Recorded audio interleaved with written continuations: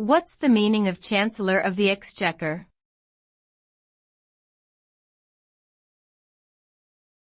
Chancellor of the Exchequer.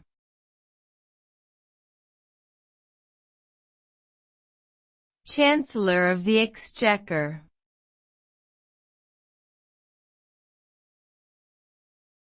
Chancellor of the Exchequer.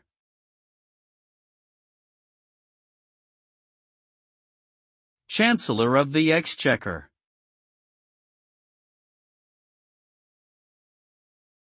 The Chancellor of the Exchequer is a senior position in the UK government responsible for managing the country's economic affairs.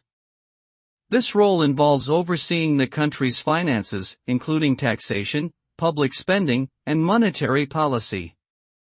The Chancellor works closely with other government departments, financial institutions, and international bodies to ensure economic stability and growth.